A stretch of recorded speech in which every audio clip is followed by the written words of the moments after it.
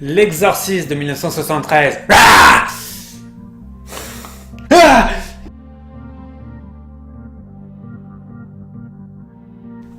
Un des films les plus flippants de l'histoire du cinéma, et c'est pas pour rien qu'on dit que c'est un classique de l'horreur. C'est quelque chose qui est absolument terrifiant. Ce film-là m'a traumatisé quand j'étais gamin. Je l'ai vu au cinéma en 2001 quand il est ressorti pour sa version Director's Cut avec des amis du collège à l'époque. Encore une fois, à l'époque, j'étais jeune, j'étais con à l'époque, ça m'a pas choqué. Revoir l'Exorciste dans la trentaine, c'est là où on se dit ouais, c'est bien fait et ça fait vraiment très très peur. C'est donc un film de 1973 réalisé par William Friedkin avec au casting Ellen Bernstein, Linda Blair et Max von Sydow. J'aime beaucoup la simplicité de l'histoire qui est en même temps à la fois très profonde avec des thèmes vraiment ancrés.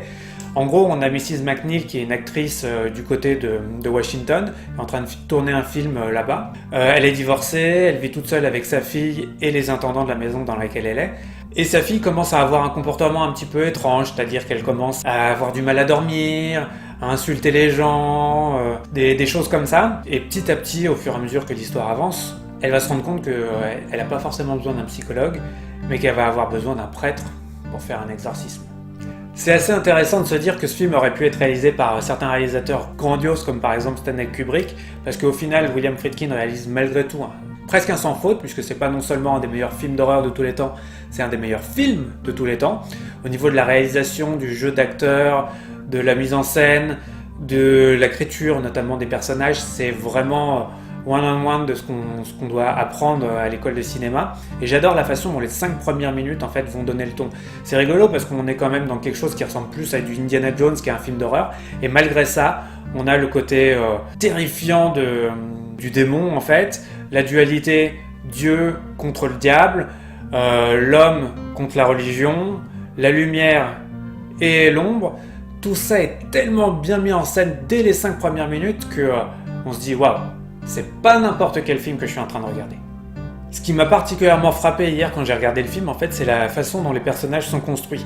C'est tellement loin de ce qu'on fait dans l'horreur aujourd'hui, où maintenant les personnages c'est juste voilà, alors t'es une bimbo, t'es là pour te faire tuer à la 20e minute du film, t'as juste un passé de majorette par exemple, et c'est tout, on va pas plus loin. Dans ce film-là, tous les personnages sont bien construits. Le personnage de Max von Sydow, prêtre Mérine, les 5 premières minutes, elles établissent tout ce qu'on a besoin de savoir sur son personnage, qui pourtant n'est là que vers la fin du film, mais on va tout de suite comprendre ses motivations, ses craintes, etc.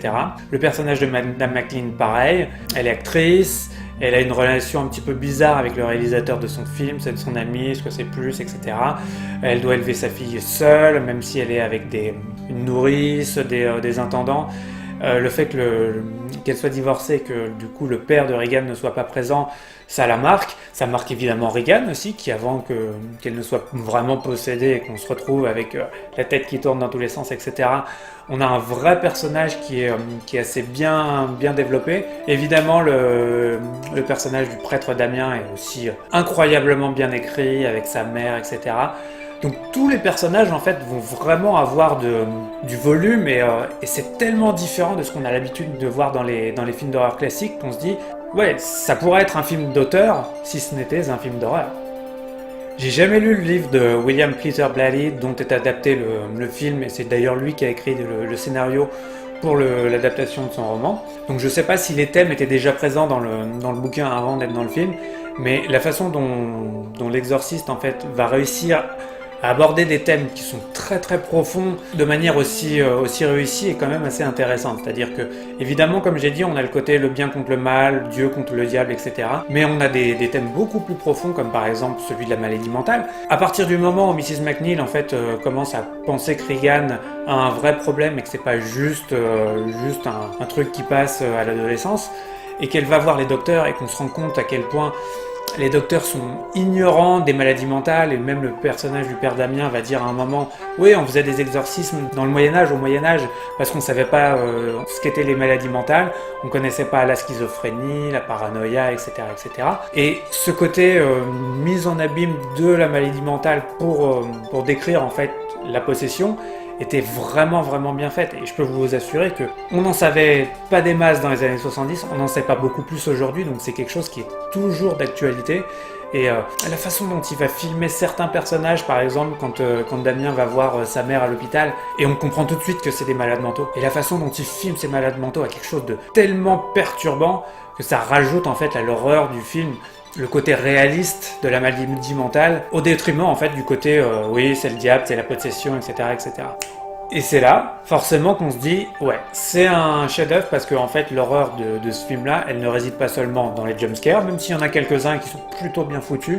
Même 45 ans après, je peux vous dire que ça marche. Mais c'est surtout en fait le côté perturbant et terrifiant de l'histoire qui se passe, c'est-à-dire de tous les personnages, je vous l'ai dit en fait, le fait que le père Damien, que le père Mérine, que Mrs. McNeil, que le personnage du détective aussi, le personnage du détective est vraiment génial. Tous ces personnages qui sont super bien écrits, ils aient une sorte de doute qui les ronge et une culpabilité en fait. Ça apporte vraiment de l'horreur à leur histoire, à leur tragédie personnelle. Et c'est là-dessus que va jouer le film. Et du coup, le personnage du démon Pazuzu qui possède Regan va tellement bien mettre ça en relief et nous offrir en fait des peurs qui sont beaucoup plus psychologiques que juste le jumpscare de base, et bah, c'est pour ça en fait que c'est un des meilleurs films d'horreur de tous les temps.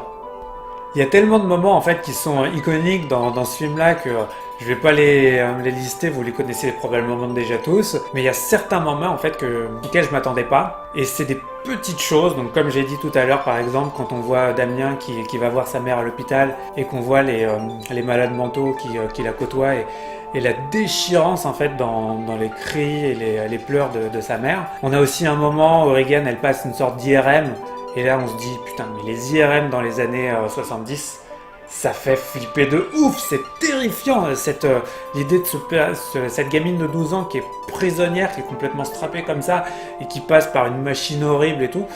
Enfin bref, c'est une leçon de cinéma d'horreur, tous les personnages sont intéressants, la cinématographie est tombé par terre.